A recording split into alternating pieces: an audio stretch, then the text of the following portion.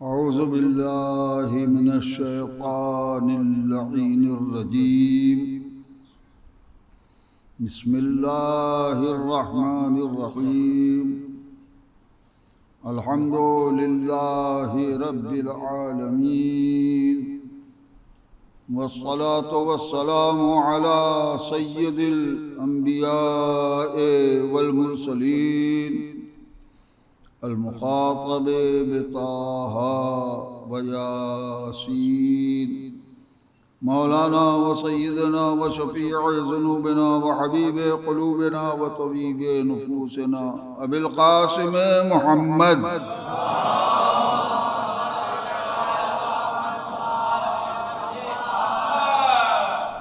وآله الطيبين الطاهرين المعصومين المظلومين، ولعنة الله على أعدائهم وقتلتهم وغاصبي حقوقهم أجمعين من الآن إلى قيام يوم الدين. أما بعد، فقد قال سبحانه تبارك وتعالى وقوله الحق. بسم الله الرحمن الرحيم. لو اتبع الحق أهواءهم لفسدت السماوات والأرض ومن فيهن. صلوات پڑھیں محمد اور آل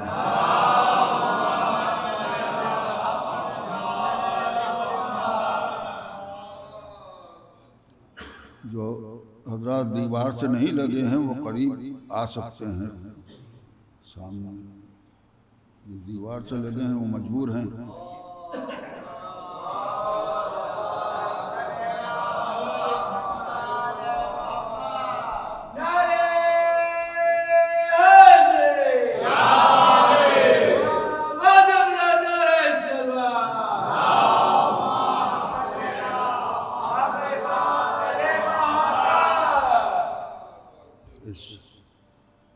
خانے میں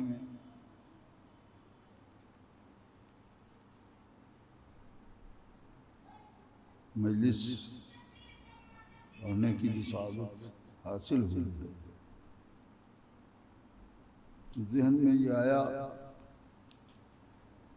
کہ کربلا شناسی کی گفتگو کی جائے.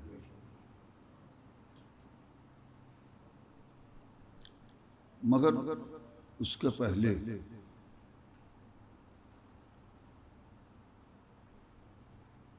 چند باتیں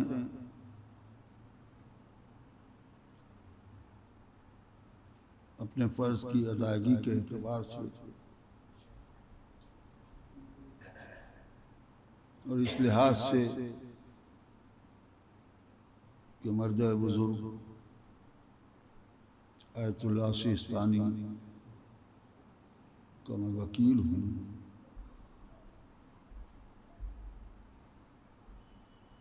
تو کچھ موعظے اور نصیحت کی بات بھی گوش گزار کر دوں.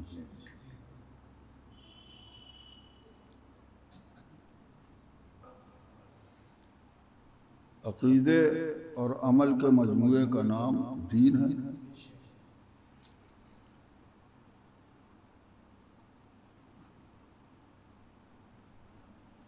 عقیدے کا نام، عقیدے کی بنیاد محبت اہل بیت اور عمل کی بنیاد نماز.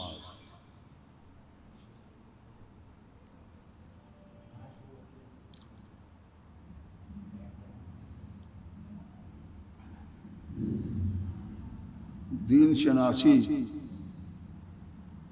ضروری ہے.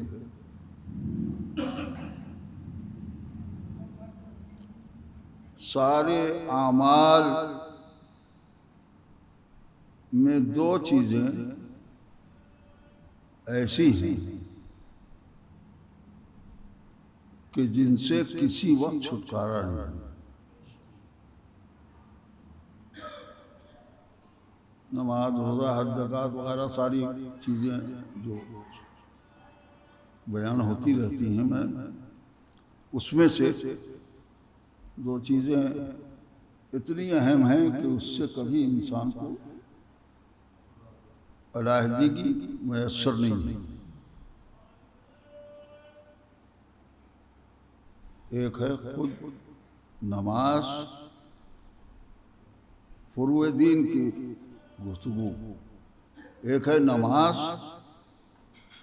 اور دوسرے ہے خمس۔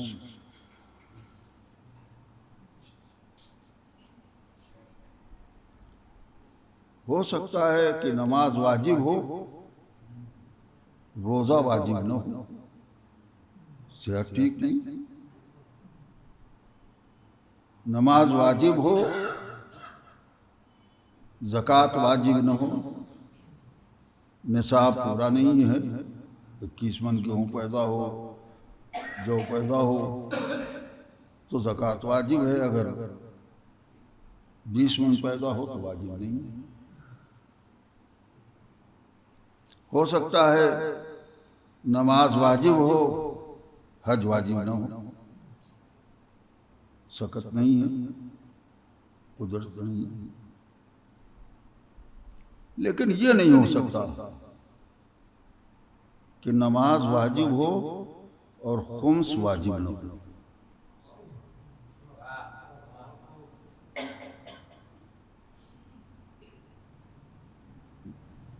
خمس کیا ہے؟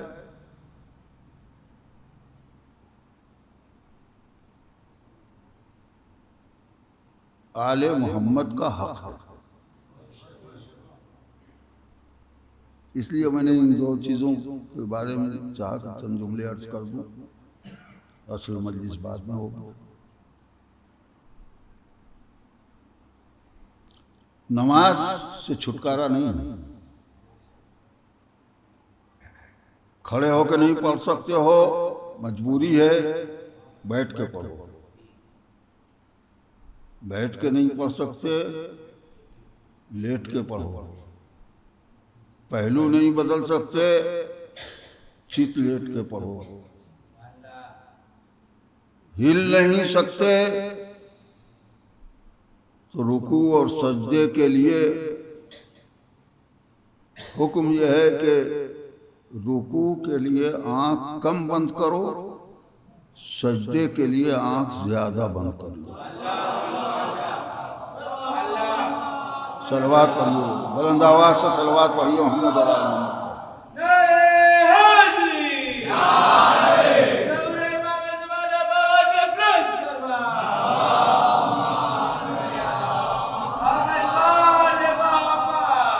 لہذا نماز سے چھٹکارا نہیں ہے۔ اور خمس کس پر واجب ہے؟ بہت آسان ہے کہہ دینا بالغ پر، بالغ پہ تو سب کچھ واجب ہے، نہیں سمجھنے کی کوشش کیجیے۔ نماز اور خمس اس پر واجب ہے جس پر نماز واجب ہے۔ یہ میری تمہید اسی لیے تھی کہ نماز سے کسی کو چھٹکارا نہیں ہے۔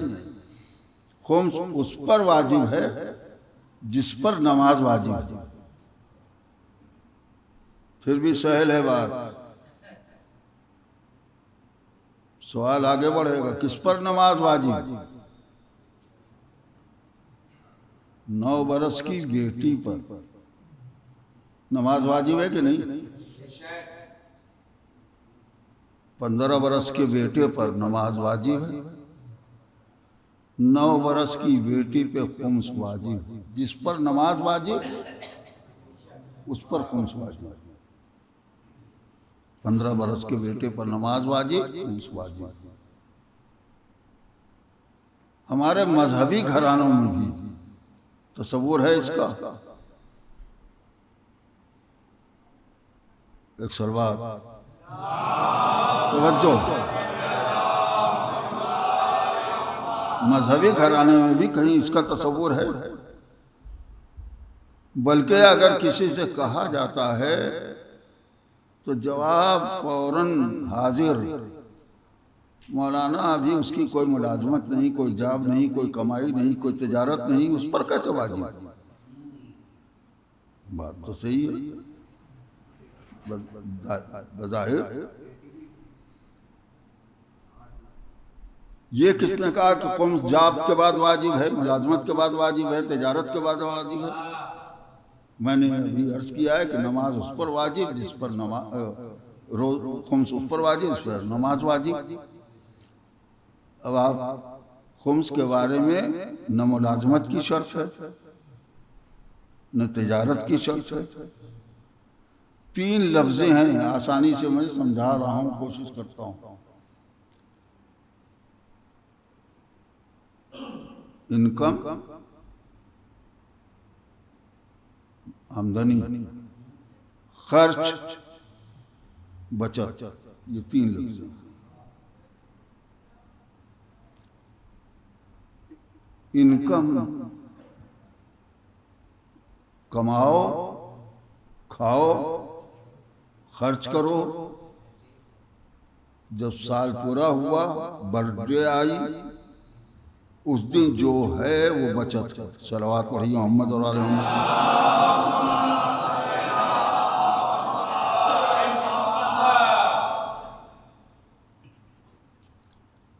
اب 9 برس کی بچی، اس کو ملازمت نہیں، کوئی کام نہیں، کوئی اس کے اوپر کیسے واجب؟ میں آپ سے پوچھوں گا کہ واجب انکم پہ ہے، آمدنی پہ ہے نا؟ عید بقرعید آئی تو باپ، چچا، ماموں، خالہ، پھوپھی، بزرگوں سے عیدی ملی کہ نہیں ملی؟ صلوات پڑھیے محمد اور آل محمد۔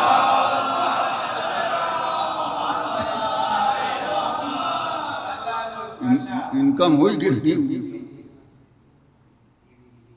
امتحان میں بچے پاس ہوئے، انعام ملا کہ نہیں ملا؟ برتھ ڈے آئی، کیک کٹنے لگا، گفٹ پہ گفٹ، تحفے پہ تحفے بچے کو مل رہے ہیں۔ یہ بتائیے یہ انکم ہے کہ نہیں؟ آمدنی ہے کہ نہیں؟ بس اس جس پر نماز واجب اس پر۔ تو اب 9 برس کی بچی ہے، اس کو جو کچھ بھی مل رہا ہے کھاؤ، خرچ کرو۔ جب برتھ ڈے آ گئی تو کیک کٹے نہ کٹے، جو ہے تمہاری جیب میں 5 روپے بچے ہیں تو 1 روپیہ نکالنا واجب، 5 روپیہ کھانا حرام۔ صلوات پڑھیے محمد اور آل محمد۔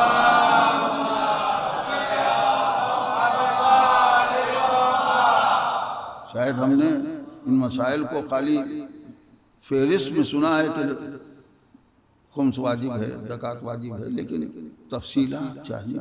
مذہب اگر ہے خیر، بہرحال اس موضوع کو آگے نہیں بڑھانا ہے نا؟ اب اس کے بعد ایک پہلو اور آتا ہے،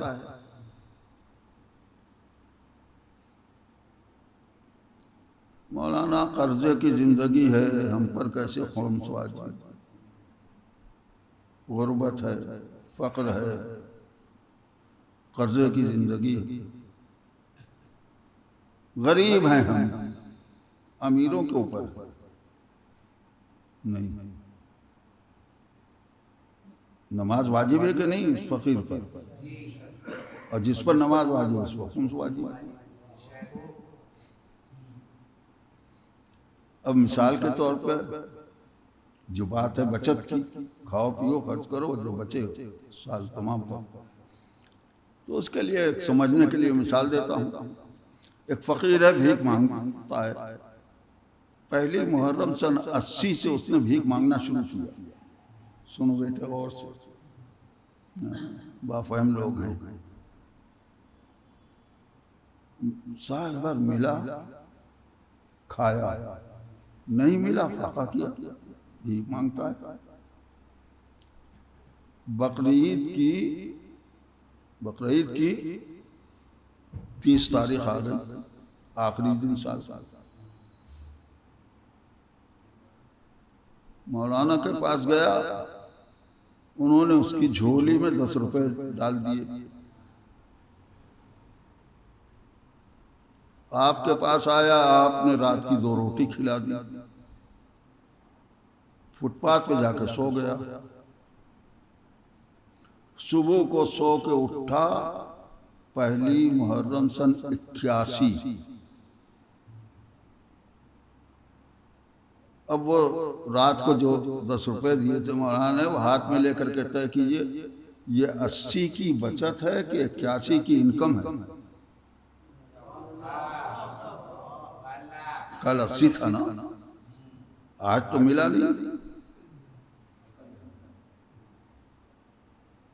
اس فقیر پر واجب ہے کہ 2 روپے نکالے تب 8 روپیہ کھائے، حرام ہے اس کے لیے 10 روپے کا کھانا۔ صلوات پڑھیے محمد اور آل محمد۔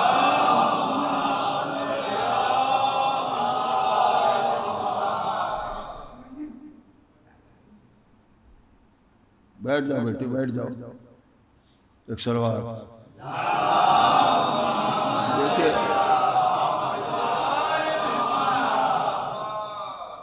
مدت کے بعد آنا بھی ہوا ہے تو اب ظاہر ہے کہ ایک مجلس میں کیا بتاؤں گا، لیکن اپنے فریضے کو بھی ادا کرنا ہے۔ کاہے کے لیے کوئی یہ موضوع اس طریقے سے چھیڑے گا مجلس میں؟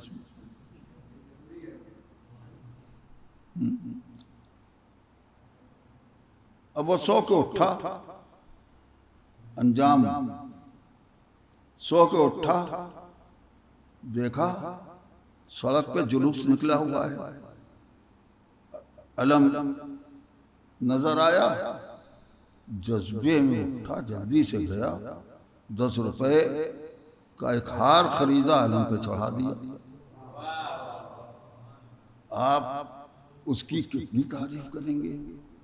دیکھو فاقہ کش ہے، فقیر ہے، مگر کیسا محب اہل بیت ہے، کتنا پکا عزادار ہے۔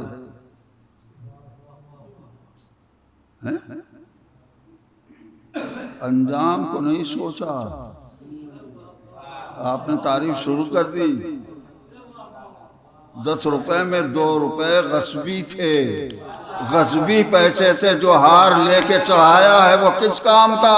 صلوات پڑھیے محمد اور آل محمد۔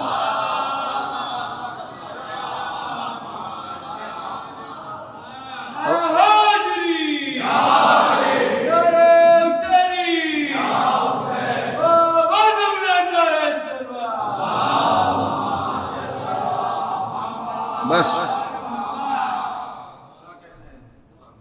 میں نے مثال دے دی ہے، سمجھنے کے لیے صاحبان فکر ہیں، مثال کو بدل دیجئے۔ 1000 روپے بچے تھے، 200 روپے خمس کے تھے، نہیں نکالا، گیا بازار سے 1000 روپے کا کپڑا سوٹ خرید کے لایا۔ نماز پڑھے گا کہ نہیں؟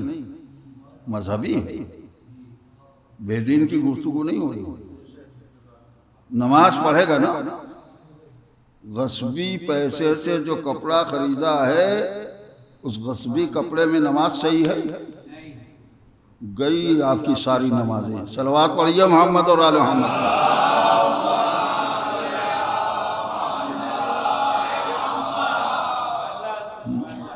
اب آپ نماز پڑھیں، نذر کریں، کونڈا کریں، مجلس کریں، حصہ بانٹیں، کچھ بھی کریں، سب میں اگر خمس نہیں نکالا گیا ہے تو غصبی پیسہ لگا ہے، تو نہ وہ مجلس کسی کام کی جس میں غصبی پیسہ لگا ہوگا، نہ وہ لقمہ جائز ہے جو دہن تک جا رہا ہے، حرام ہے وہ لقمہ روزانہ کا۔ صلوات پڑھیے محمد اور آل محمد۔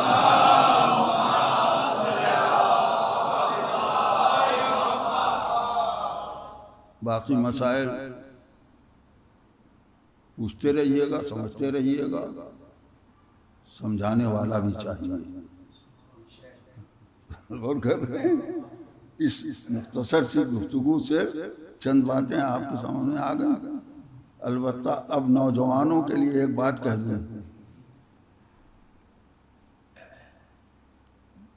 اگر پابند ہو گیا نوجوانی سے خمس کا تو اس کا بینیفٹ، فائدہ کیا ہوگا؟ بچت کی دو کیٹیگری، دو قسمیں ہیں جو چیز بچی۔ ایک وہ چیز ہے جو استعمال کرنے سے کم نہیں ہوگی، اور ایک وہ چیز ہے جو ذرا بھی استعمال کریں گے کم ہو جائے گی۔ جو چیزیں ہمارے پاس بچی ہیں بچوں کے سمجھنے کے لیے، آئینہ، کنگھی 10 مرتبہ استعمال کریں گے کم نہیں ہوگی۔ اسنو، تیل، پاؤڈر، کریم ذرا بھی استعمال کریں گے کم ہو جائے گی نہیں۔ برتن، پتیلی، چولہا استعمال کرتے رہیے کم نہیں ہوگی، لیکن نون، تیل، لکڑی، آٹا، دال، چاول ذرا ہے نا، یہ سب چیزیں ہیں سمجھنے کی۔ اب شریعت نے کیا کہا آپ کو؟ جو فائدہ دیا ہے شریعت نے وہ یہ کہ بچت تو سب ہے، مگر اس بچت کو ہم نے 2 حصوں میں بانٹ دیا۔ وہ چیز جو استعمال کرنے سے کم نہیں ہوتی اس پر خمس نہیں ہے۔ مکان، فرنیچر، زیور، یہ سب ضروریات زندگی ہیں نا، استعمال کرنے سے کم نہیں ہوں گے، تو ان پر خمس نہیں ہے۔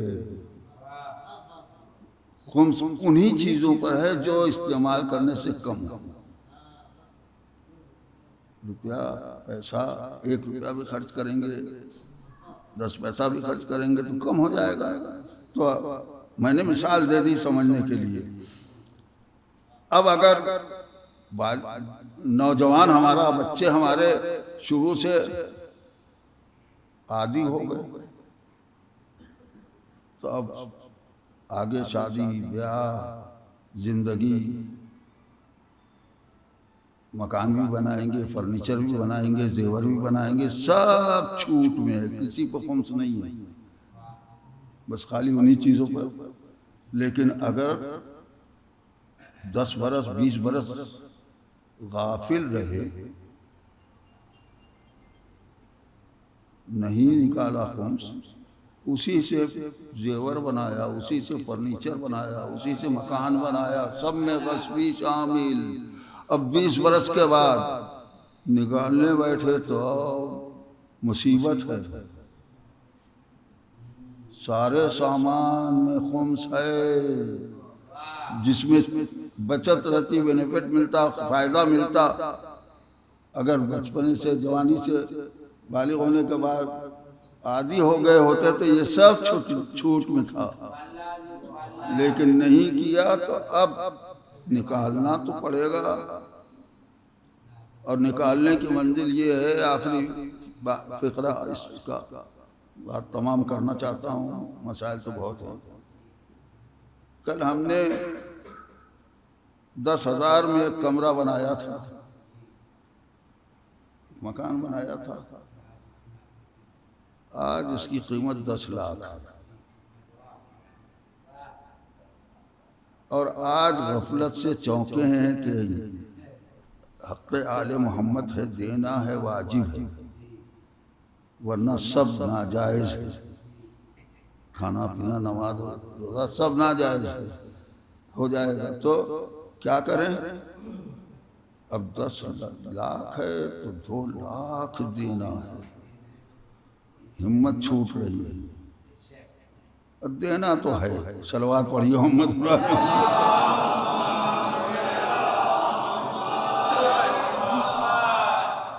وہاں پہ اگر کلہاڑی مار لی ہے، زخم ہو گیا ہے تو علاج تو کرنا ہی ہوگا،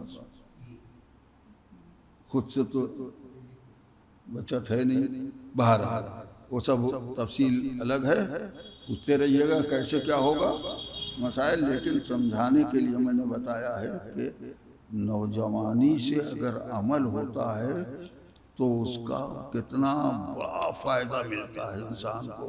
اور یہ وہ واجب ہے کہ کسی حالت میں چھوٹ نہیں ہے. ہاں چھوٹ اتنی ہے کہ ہم نے بچت جو تھی وہ کل نہیں مانگا. بھائی اتنی چھوٹ دے دی کہ 80% تمہارا ہے، 20% امام کا ہے. صلوات پڑھیو محمد اور آل محمد.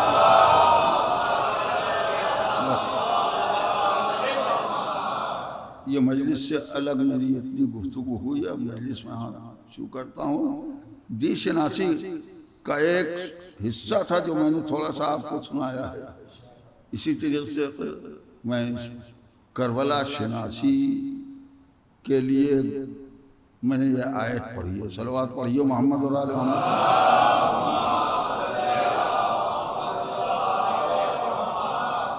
ترجمہ کیا ہے؟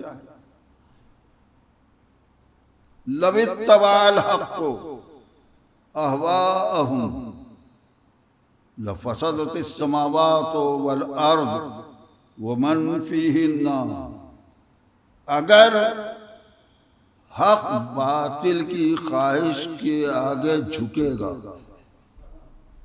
باطل کی بات مانے گا، تو یقین رکھو سارے آسمان، زمین، وَمَنْ فِيهِنَّ، اور جتنے بھی زمین اور آسمان میں ہیں سب مٹ جائیں گے.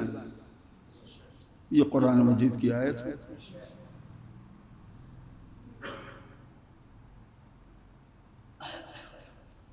اب اس کی روشنی میں کربلا کو پہچاننا. حق اگر باطل کے آگے جھکا، لفظ بدل دوں جو مانوس ہے لفظ، اگر حق نے باطل کی بیعت کر لی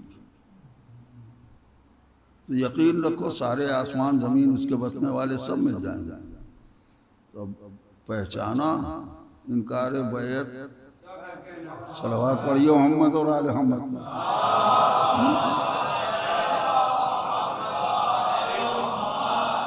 اس آیت کی روشنی میں مجھے کہنے دیجئے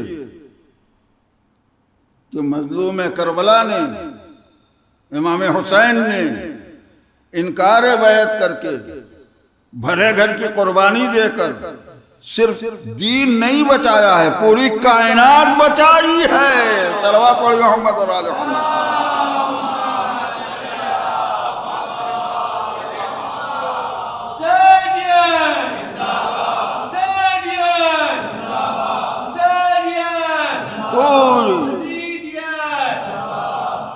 پوری کائنات صدقہ ہے حسین.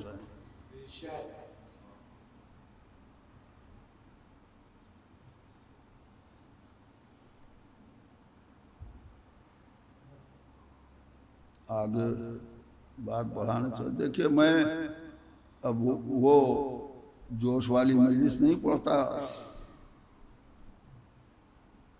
میں تو ویسے پڑھتا ہوں مجلس جیسے سبق پڑھاتا ہوں اپنے طلباء کو،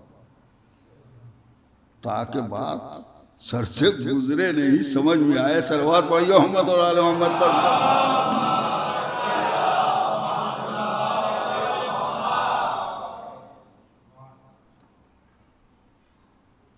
انکار بیعت کی بنیاد پر یہ قربانی ہے جس کی ہم یاد مناتے ہیں.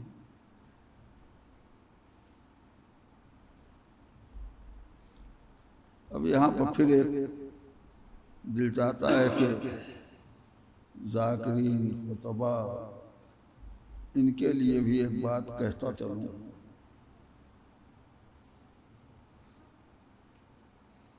ایسے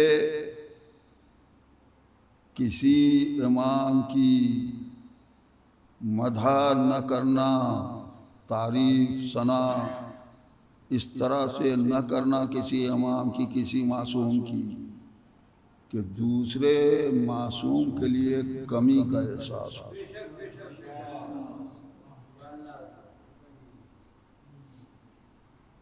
سب امام، سب معصوم، سب یکساں اختیارات کے مالک. مگر ایک مزاج ہے واہواہی کے لیے، تعریف کے لیے۔ ایک حسین ایسے ہیں، صلوات پڑھیے محمد اور آل محمد پر۔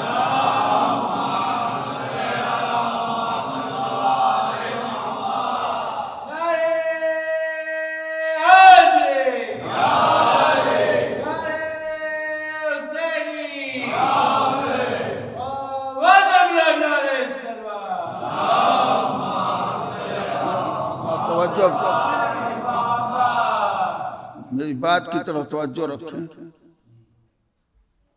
ایک حسین ایسے ہیں جن کا یہ کارنامہ میں بھی کہہ سکتا تھا کہ ایک حسین ہیں جنہوں نے کائنات بچائی مثلا، مگر نہیں، استغفر اللہ، نہیں، کوئی کسی کی مثلا عام روزمرہ کی جو باتیں آپ سنتے رہتے ہیں، نبی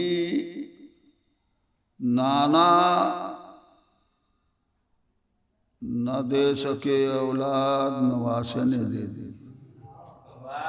صلوات پڑھیے محمد۔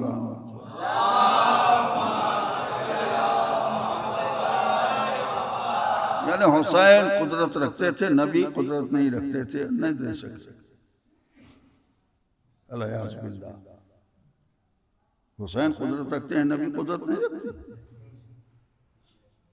مجھے روایت سے بحث نہیں، گفتگو نہیں ہے کہ روایت کیسی ہے کہ نہیں ہے، لیکن اگر یہ روایت ہے تو ایسے نہ پڑھو، نہ کہو کہ ایک کی مدح کے لیے دوسرے معصوم کی توہین ہو۔ بھائی اسی کو کہہ سکتے تھے تو اس انداز سے کہتے کہ نانا نے نہیں دیا، نواسے سے دلا دیا۔ صلوات پڑھیے محمد اور آل محمد۔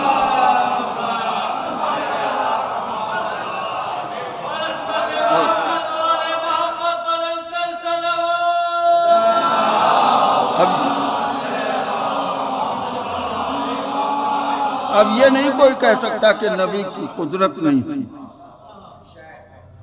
نبی دے سکتے تھے، لیکن دنیا کیسے پہچانتی کہ حسین کیا ہے؟ اگر ایک جملہ اور پڑھا، اے نبی نے تو کہا تیرے مقدر میں اولاد نہیں ہے، روایت یا نہیں ہے، مجھے اس پہ گفتگو نہیں کرنی۔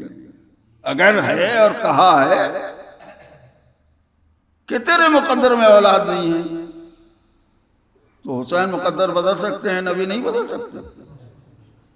مگر نبی نے یہ کہہ کے حسین نے جب اولاد دے دی تو دنیا کو پہچانوا دیا کہ حسین مقدر ساز کا نام ہے۔ صلوات پڑھیے محمد اور آل محمد۔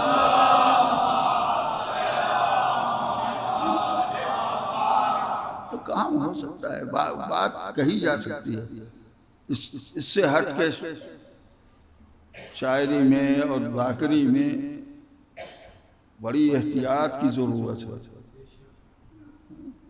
امام حسین نے یہ کہا اور جناب زینب نے یہ کہا اور فلاں نے یہ کہا، اور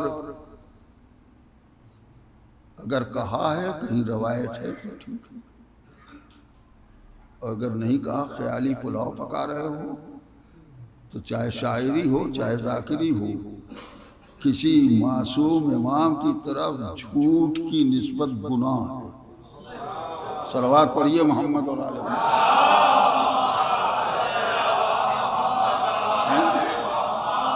تو اس کے لیے بھی سلیقہ چاہیے، خیالی بات کہنے کے لیے بھی سلیقہ چاہیے، چاہے شعر میں ہو چاہے بیان میں ہو، سلیقہ چاہیے۔ اگر یہ کہہ دو کہ عجب نہیں کہ امام نے یہ جواب دیا ہو، عجب نہیں کہ امام نے یہ پوچھا ہو، اب یہ ہماری طرف سے امام کی طرف نسبت نہیں ہے، ایک تصور ہے، شاید ایسا ہوا ہو۔ صلوات پڑھیے محمد اور آل محمد پر۔ بہرحال یہاں وہ افراد نہیں ہیں کہ جن کے لیے زیادہ نصیحت کی ضرورت ہو، میں نے تو مجمل بات کہی ہے کہ کسی امام کی۔ اب یہی بات آئیے اس رخ سے کربلا شناسی کی بات کی ہے میں نے. آپ یہ غور کیجئے کہ کربلا کی تاریخ کائنات میں اکیلی اچھوتی، جس کی کوئی مثال نہ ماضی میں نہ مستقبل میں. ہو گئی بات. ہمارے کتنے امام ہیں؟ 12 امام ہیں نا. کسی کے اختیار میں کوئی کمی تو ہے نہیں.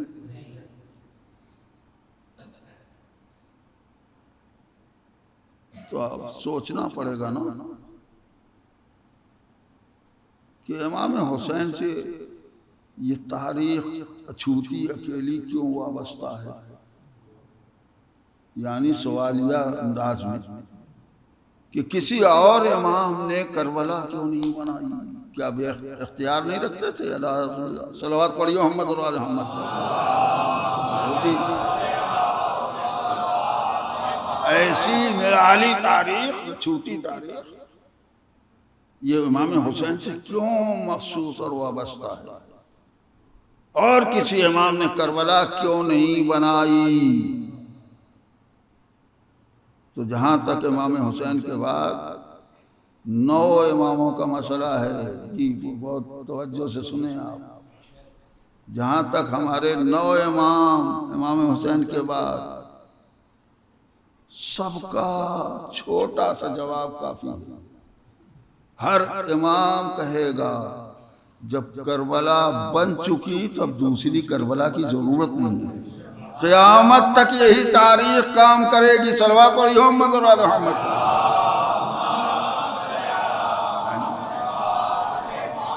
تو چلیے 9 اماموں کے لیے جواب ہو جائے گا کہ اب دوسری کربلا کی ضرورت نہیں رہی، امام حسین نے بنا دی. جی مگر ابھی اس کے پہلے بھی تو 2 امام ہیں. تو مسئلہ پیدا ہوگا کہ علی کیا اختیار نہیں رکھتے تھے؟ تو علی نے کربلا کیوں نہیں بنائی؟ امام حسن نے کربلا کیوں نہیں بنائی؟ مولا کائنات نے کربلا کیوں نہیں بنائی؟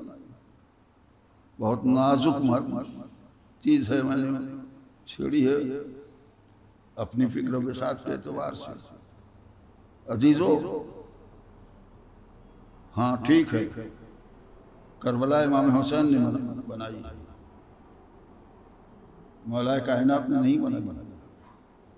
کیوں؟ ہو سکتا ہے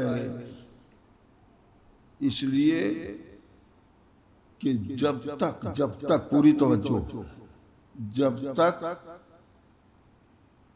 حکومتوں کے پاس دین کا کچھ تصور باقی تھا، دین کے احکام بدلے گئے. نہیں توجہ ہوئی؟ ارے یہی تو نعرہ بلند ہوا تھا نا کہ یہ چیز رسول کے زمانے میں حلال تھی، میں حرام کرتا ہوں. صلوات پڑھیو محمد اور آل محمد پر. اور کریں یہی تو نعرہ بلند ہوا تھا. دین کے احکام بدلے گئے تھے. تو یہ نعرہ خود اس بات کی دلیل ہے نا کہ ابھی حرام اور حلال کا تصور باقی ہے، تبدیلی کی گئی. بھائی حرام و حلال، جائز ناجائز، یہ سرمایہ دین کا ہے نا. اس کا مطلب یہ ہے کہ دین کا ابھی کچھ تصور باقی ہے، خالی حکم بدلا گیا ہے. تو اس حکم کی تبدیلی سے بچانے کے لیے مذہب کو پہلے اور دوسرے امام نے انفرادی قربانی دی. کربلا اجتماعی قربانی کا نام ہے. انفرادی قربانی آپ جانتے ہیں، جب اقتدار آیا ہے مولا کے سامنے لوگ لے کر کے آئے تھے ایک شرط لگا کے، قرآن و سنت کے علاوہ ان لوگوں کی سیرت بھی، تو یہ قربانی ہی تو ہے. ہم حکومت نہیں چاہیے ہمیں، ہم اس شرط کو نہیں قبول کر سکتے. صلوات پڑھیو محمد اور آل محمد پر.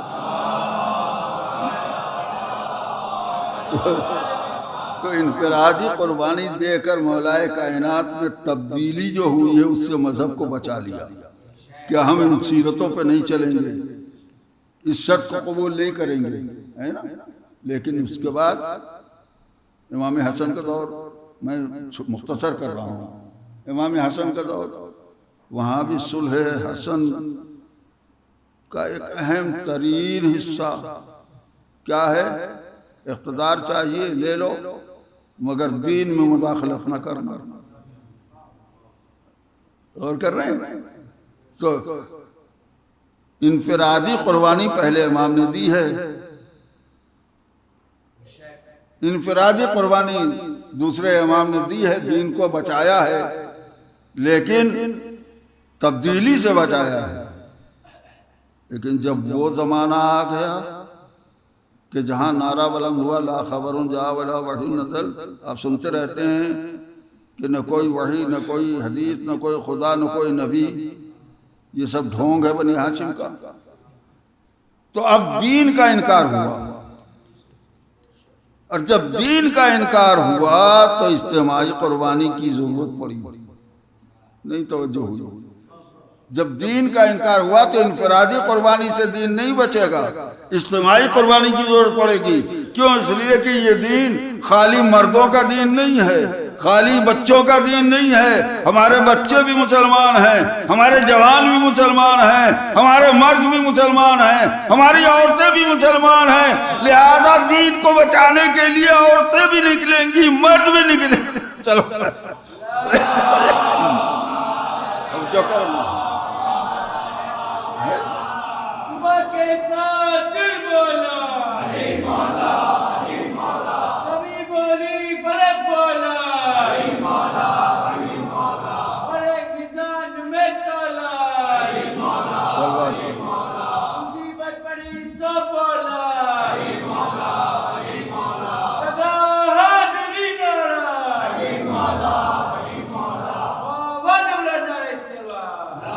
اب فلسفہ سامنے آ گیا۔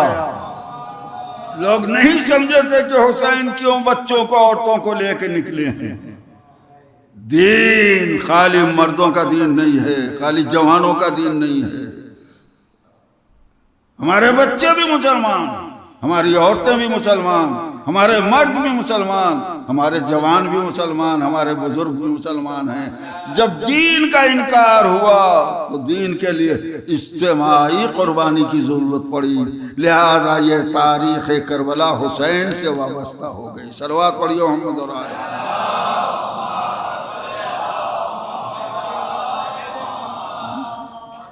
بات سمجھ آئی کہ اور کسی امام نے کربلا کی اچھوتی تاریخ کیسے کیوں نہیں مرتب کی؟ امام حسین کا دور تھا جہاں اجتماعی قربانی کی ضرورت پڑ گئی، لہذا امام نکلے اس قربانی کے لیے۔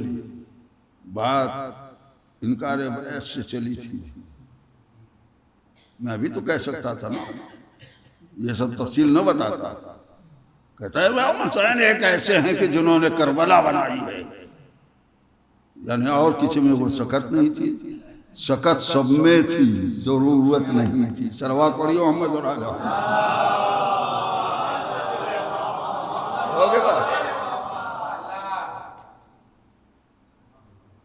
بہت طولانی مجلس بھی نہیں ہونی چاہیے، بہت تاخیر سے ہوئی شروع۔ عزیزو، اب یہاں سے ایک بہت اہم موضوع میں چھیڑ رہا ہوں اپنی فکر کے اعتبار سے، کہ امام حسین نے بھلے گھر کی قربانی دے کر اس کائنات کو بچایا۔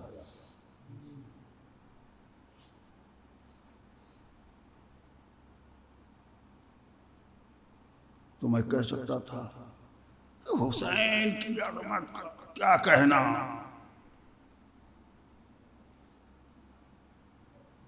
کسی کی شہادت پر آسمان سے خون نہیں برسا،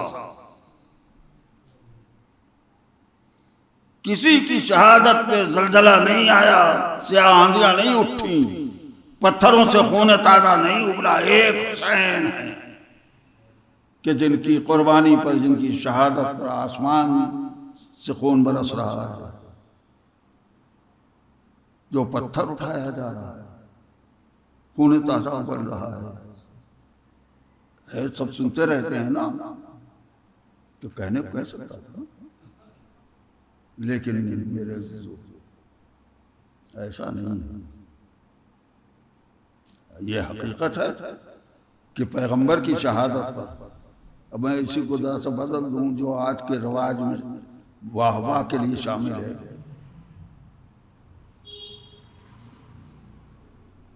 ایک حسین ہے جن کو ہر قوم مانتی ہے، صلوات پڑھی محمد اور آل محمد،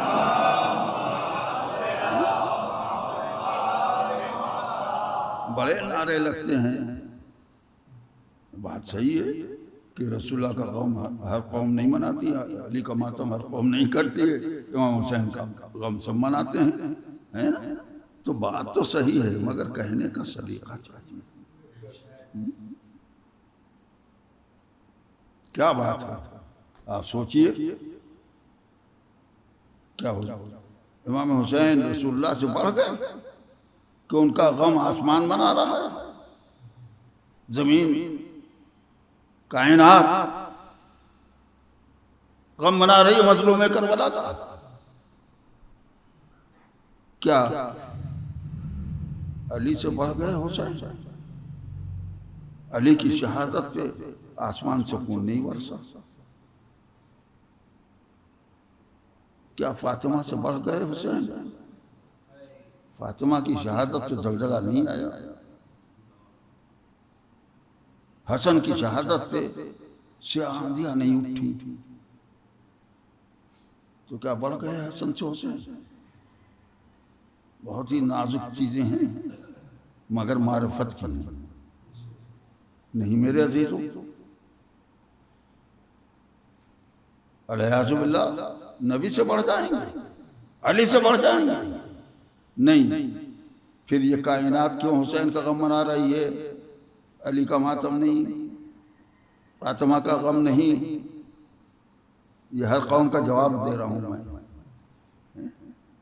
بات صرف اتنی سی ہے میرے عزیزو کہ قرآن نے ایک فیصلہ کر دیا تھا جو ابھی آپ نے سنا، کیا ہے قرآن نے کہا کہ حق اگر باطل کی بیعت کرے گا، باطل کے آگے جھکے گا تو آسمان زمین اس کے بسنے والے سب مٹ جائیں گے،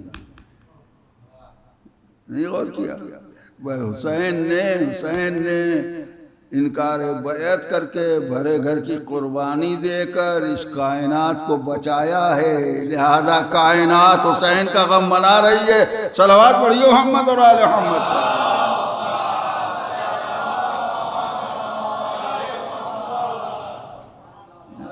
جی بات پیدا ہوتی ہے، لیکن میں ذہنی طور کے اوپر بات کو پھیلانے کی بجائے کوشش کر رہا ہوں سمیٹنے کی۔ عزیزو، کائنات نے پیغمبر کی آمد پر خوشی منائی ہے، ساوا سماوا، طاق کسریٰ کا گرنا، کنگرے، اور یہ ساری تاریخیں آپ سنتے رہتے ہیں۔ پیغمبر پیدا ہوئے تو ان کی پیدائش کی خوشی کائنات نے منائی، حسین کی شہادت کا غم کائنات نے منایا، کیوں؟ اس لیے کہ میرا نبی وہ ہے کہ جس کے لیے قدرت نے اعلان کیا تھا کہ لولاکا لما خلقت الافلاک، اے میرے حبیب اگر تم نہ ہوتے تو کائنات نہ بنتی، تو کائنات صدقہ ہے پیغمبر کا، پیغمبر کی بدولت یہ کائنات بنی ہے، تو مجھے کہنے دو کائنات بنی ہے نبی کے صدقے میں، بچی ہے حسین کے صدقے میں، صلوات پڑھیے محمد اور آل محمد۔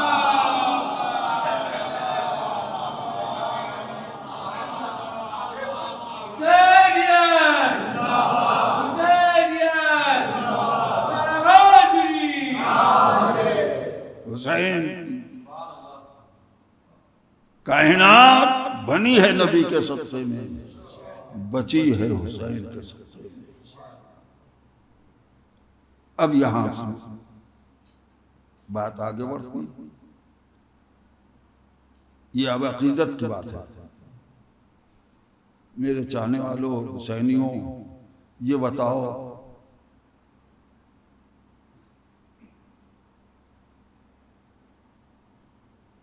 بے شیر کی زندگی قیمتی ہے کہ کائنات؟ میں عقیدت کی بات چھیڑ رہا ہوں، حساس احساس کی۔ سبھی ہے پیغمبر کی زندگی قیمت رکھتی ہے کہ کائنات؟ سرکار وفا کی حیات قیمتی ہے کہ کائنات؟ دل چاہتا ہے ہاتھ جوڑ کر مظلوم کربلا سے پوچھوں، آقا آپ اس کائنات کو بچانے کے لیے بے شیر کو خون ناحق اگلتا ہوا دیکھیں گے اور برداشت کریں گے؟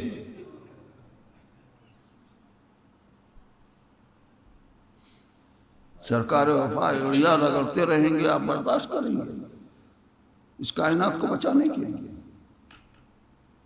سبھی ہے پیغمبر کا سینہ چھلنی ہوگا اور برداشت کریں گے آپ کائنات کے لیے؟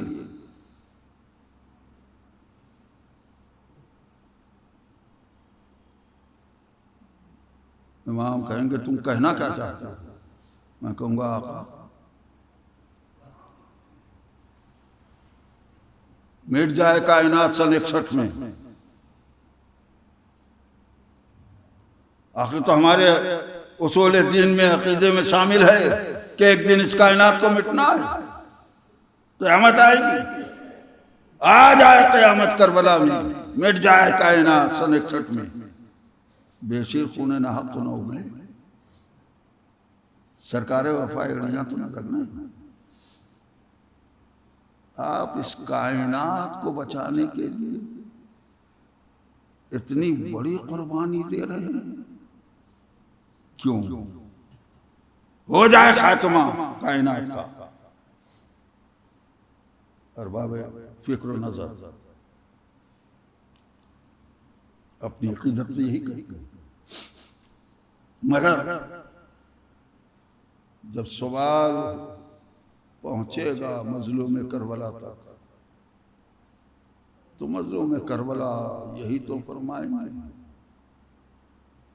کہ سن 61 میں کربلا میں کائنات نہیں مٹائی جا سکتی۔ میں نے کہا کیوں؟ تو میرا امام کہے گا اس لیے قیامت نہیں بلائی جا سکتی سن 61 میں، اس لیے کائنات نہیں مٹا سکتا ہوں میں، بھرے گھر کی قربانی دینی پڑے مگر کائنات کو بچاؤں گا میں، اس لیے کہ میرے جد نے مجھ کو خبر دی ہے کہ تمہارا ایک لال آئے گا جو زمین کو عدل و انصاف سے بھرے گا، لہذا میرے جد کی خبر کا تقاضا ہے کہ میں اس کائنات کو بچا کے رکھوں اس دن کے لیے جس کو ظہور امام عصر کہا جاتا ہے۔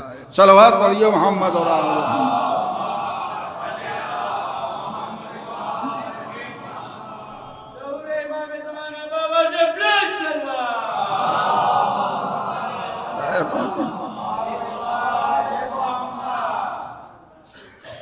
اتنی بڑی قربانی دے کر امام نے صرف دین نہیں بچایا ہے، کائنات بچائی ہے، اور اتنی بڑی قربانی دے کر کائنات بچائی ہے ظہور کے لیے۔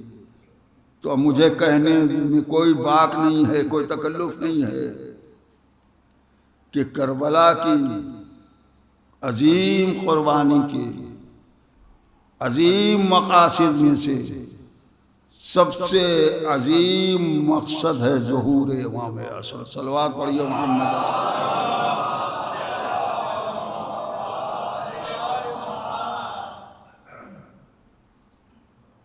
یہ ہے کربلا شناسی۔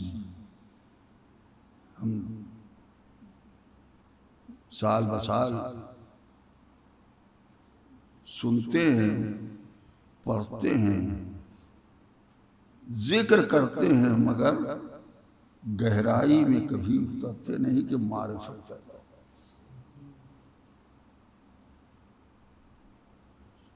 ایک چھوٹی سی بات سن لیجئے.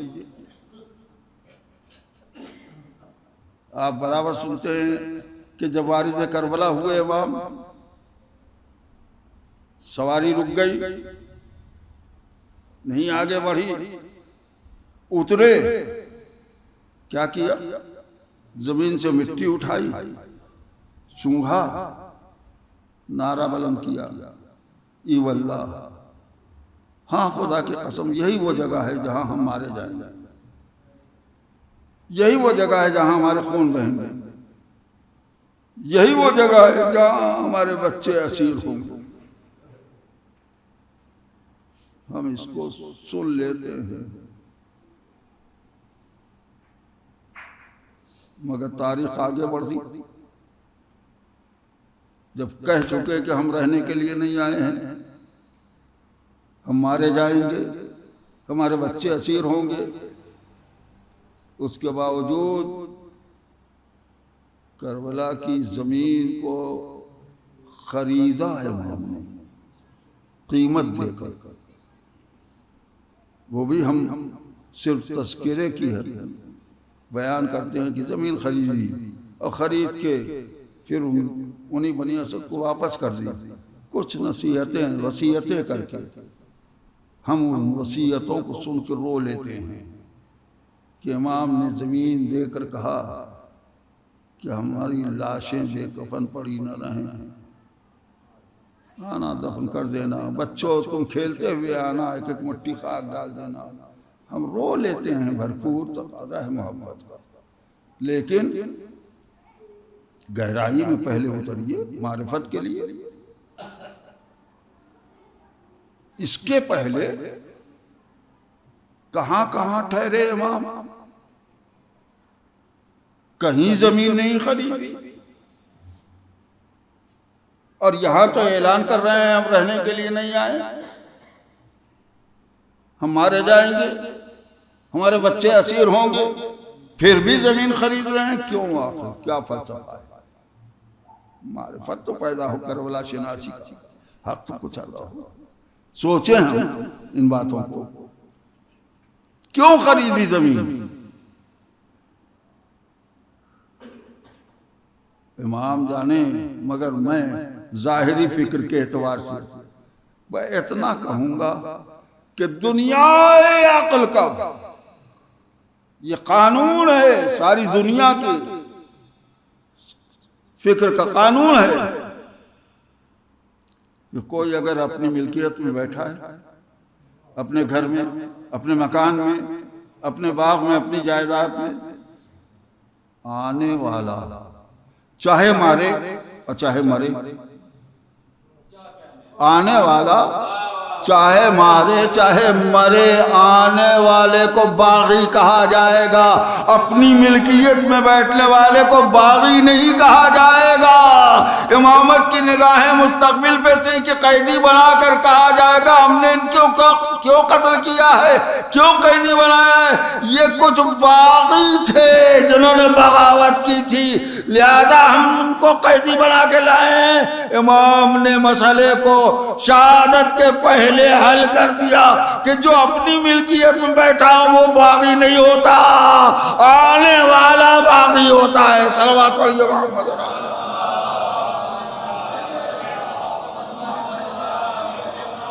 بس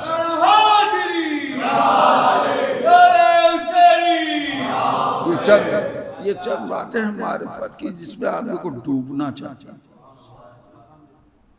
چلیے اختتام مجلس میں ایک بات، یہ تو ابتدا کی تھی نا، زمین پہ وارث ہوئے ہیں کربلا کی، اور انتہا کی بات بھی سن لی. امام نے جاتے جاتے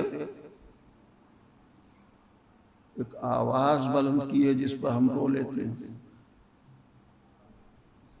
جس کو آواز استغاثہ کہتے ہیں. ظاہر ہے کہ میں جب معرفت کی بات کر رہا ہوں تو رونا کم ہوگا، سمجھنا زیادہ ہوگا. عزیزو، اب میری طرف دیکھیے، ادھر دیکھ کے کیا کیجیے گا؟ صلوات پڑھیے محمد اور آل محمد۔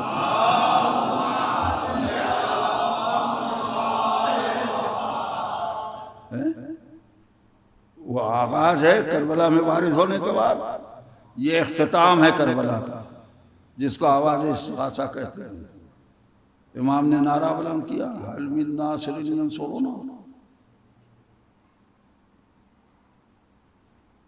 ہم اس کو صرف اور صرف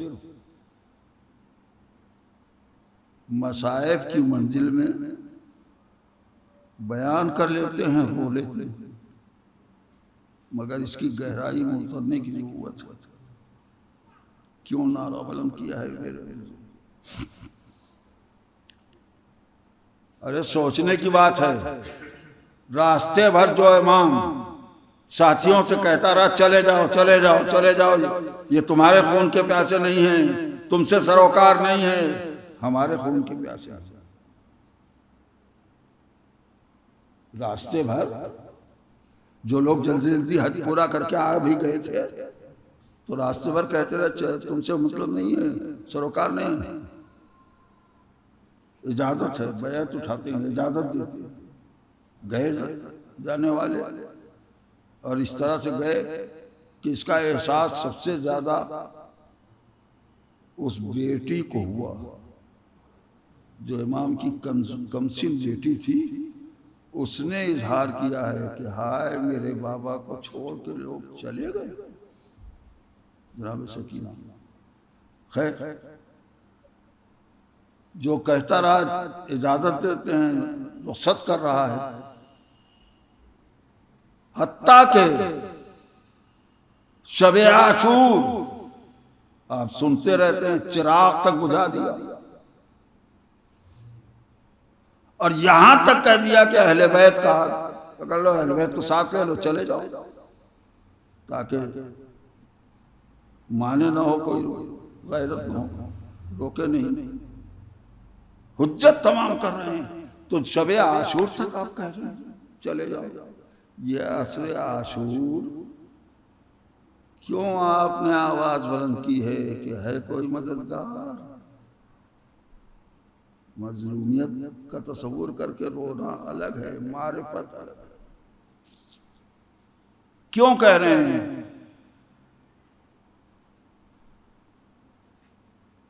بہت سی باتیں ہیں، ان میں سے پہلی بات کے لیے دو لفظیں راستے کے ساتھیوں سے کہا چلے جاؤ، یہ تم سے کچھ سروکار نہیں، ہمارے خون کے پیاسے ہیں، ہم اجازت دیتے ہیں، بیعت اٹھاتے ہیں، جاؤ چلے جاؤ۔ گئے جانے والے دو سبب چھوٹا سا سن لیجیے۔ پہلا سبب تو یہ ہے، آئے ہیں محبت کے جذبے سے، لیکن ہم جس محاذ پہ جا رہے ہیں ہم نہیں چاہتے کہ کوئی اس محاذ پہ کوئی کچا آدمی جائے اور پہنچے۔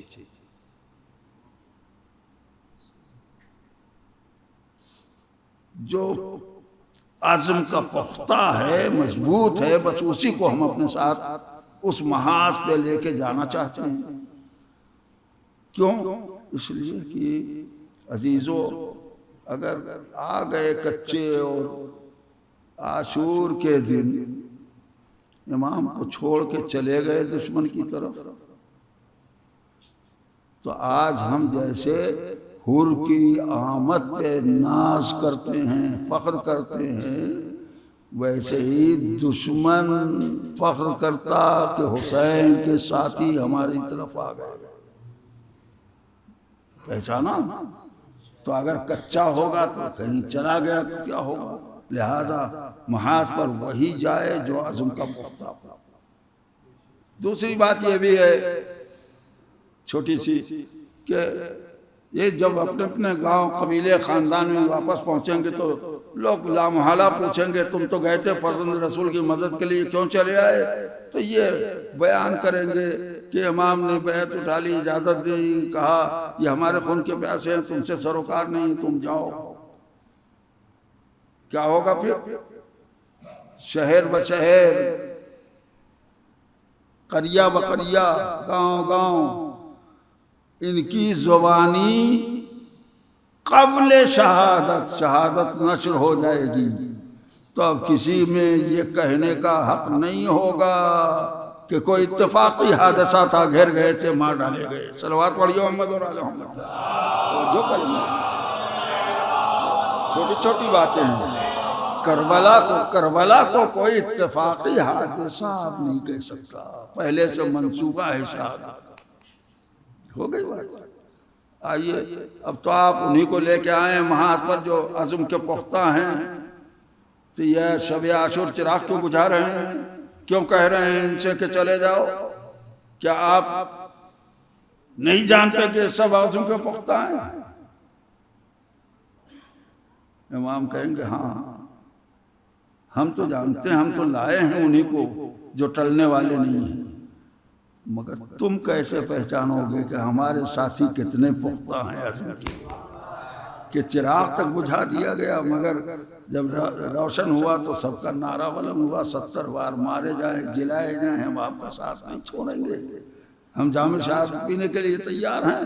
عزیزو، تو ایک مقصد شب عاشور یہ تھا کہ دنیا پہچان لے کہ ہمارے ساتھی کتنے عزم کے پختہ ہیں، شناسائی کے لیے، معرفت کے لیے۔ دوسری بات یہ بھی تھی کہ ہیں عزم کے پختہ، کوئی جانے والا نہیں، سب شہادت کا جام پئیں گے، سب مارے جائیں گے، لیکن کل کو دنیا یہ کہے گی کہ خود تو گئے تھے موت کے منہ میں، اتنوں کو لے جا کے جھونک دیا۔ نہیں غور کیا؟ تو ان سب کی شہادت مجبوری کی شہادت بن جاتی۔ امام لے کے گئے تھے، مجبور تھے، شہید ہو گئے۔ نہیں غور کیا؟ امام نے چراغ بجھا کے حجت تمام کر کے بتایا کہ ان میں سے کسی کی شہادت مجبوری کی شہادت نہیں ہے، سب کی اختیاری شہادت ہے۔ نعرہ بلند کر رہے ہیں، 1000 بار مارے جائیں، صلوات پڑھیے محمد اور آل۔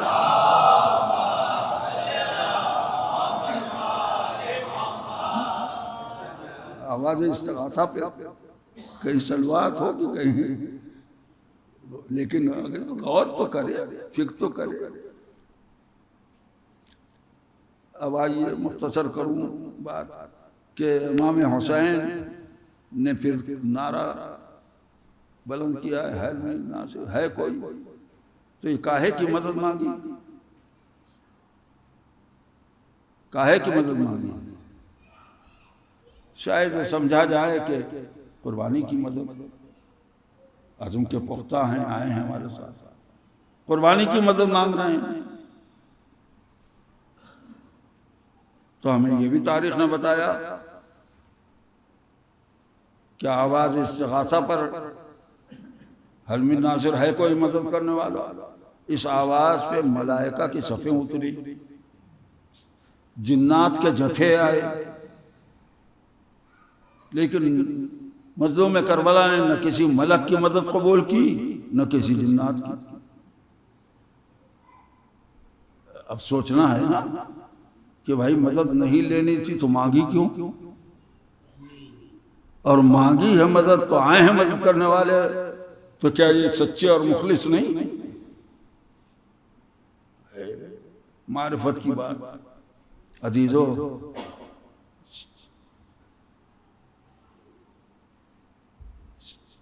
کیا ہے سبب کیوں قبول نہیں کی؟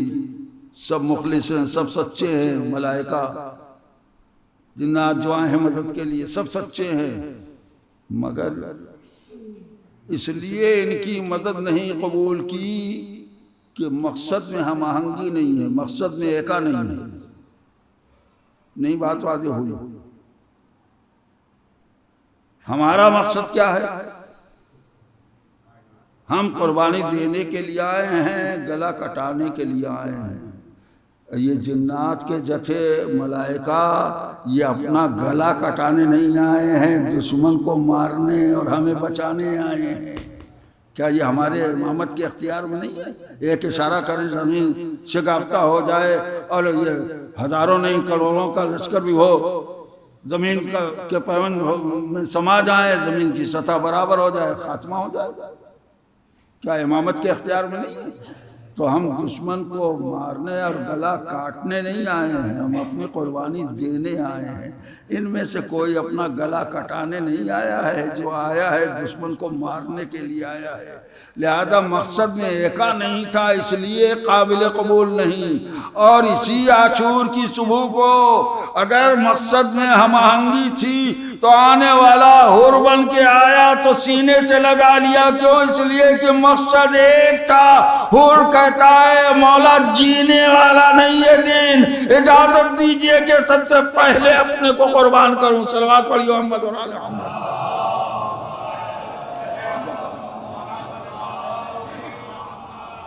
بہت ہو گیا، بہت طول ہو گیا بیان. میرے عزیزو، بات تمام ہوئی. آخری بات یہ نہ سوچئے کہ امام قربانی کی مدد مانگ رہے تھے. ابھی تک تو میں نے یہی بتایا ہے نا، گلا کٹانے والا آیا تو سینے سے لگا لیا. تو شاید مدد مانگ رہے ہیں، کوئی ہے قربانی دینے والا؟ نہیں. یہ میں اس لیے کہہ رہا ہوں کہ بے شیر کے بعد کیا اب بے شیر سے زیادہ قیمتی کوئی قربانی ملے گی جو امام مانگے؟ شبیہ پیغمبر کے بعد اب ان سے زیادہ کوئی وزنی قربانی ملے گی؟ سرکار وفا کے بعد ان سے زیادہ بھاری کوئی قربانی حسین کو ملے گی؟ نہیں. تو میرا یقین یہ ہے کہ قربانی کی مدد نہیں مانگ رہے ہیں. امام شاید یہ کہیں میرے عزیزو کہ مجھے اب قربانی کی مدد نہیں چاہیے، اب تو صرف میرا گلا باقی ہے، میں جا رہا ہوں گلا کٹانے کے لیے.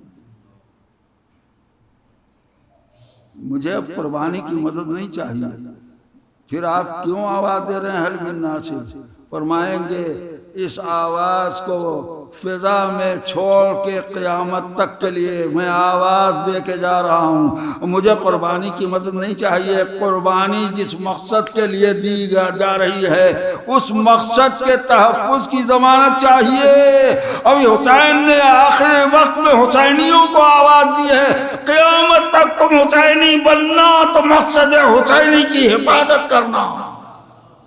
یہ نعرہ حل من ناصر کا حاصل یہ ہے کہ امام نے ہمیں اور آپ کو آواز دی ہے کہ اس قربانی کے مقصد کا تحفظ کرنا. بس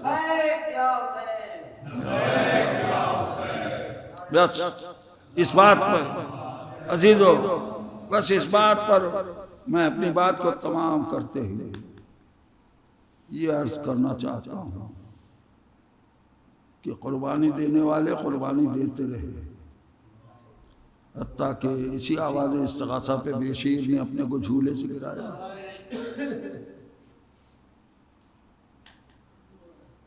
لیکن آخری آواز استغاثہ سن لیا، دعا سو نکل آئے.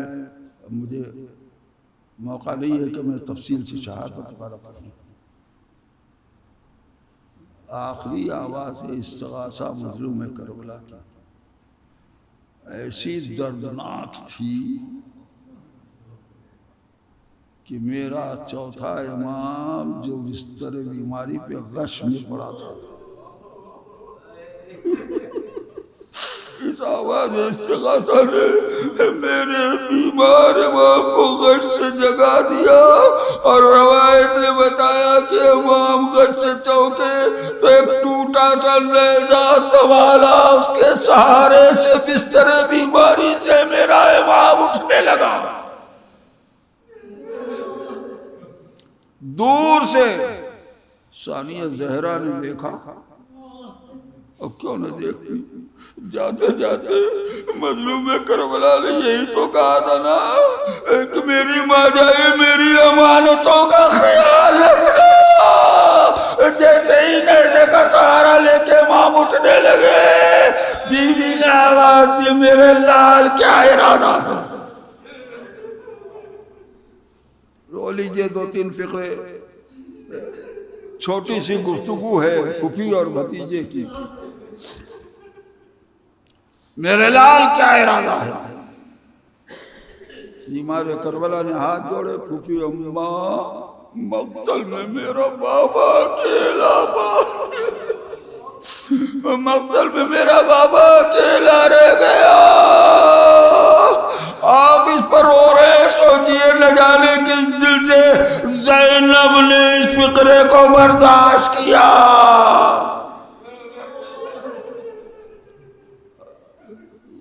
سہارا دیتے ہوئے آواز دی، ہاں میرے لال سچ ہے، میرے لال سچ ہے، تیرا بابا مقتل میں اکیلا رہ گیا ہے، مگر تم تو بیمار ہو نا، فقرہ سن لو، امام کا رو لینا، تم تو بیمار ہو نا، بیمار سے جہاد ساقط ہے۔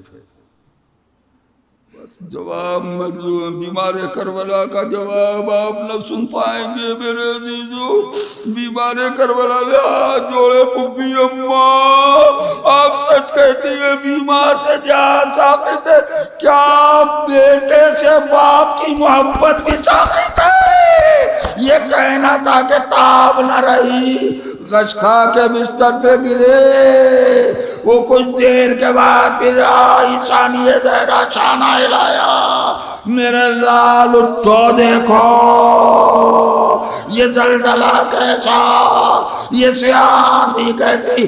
پھوپھی اماں خیمے کا پردہ اٹھائیے، پردہ اٹھا، امام نے آواز دی، پھوپھی اماں میرا بابا مارا گیا، وہ نوزنیزہ میرے بابا کا سر، جزاکم ربکم۔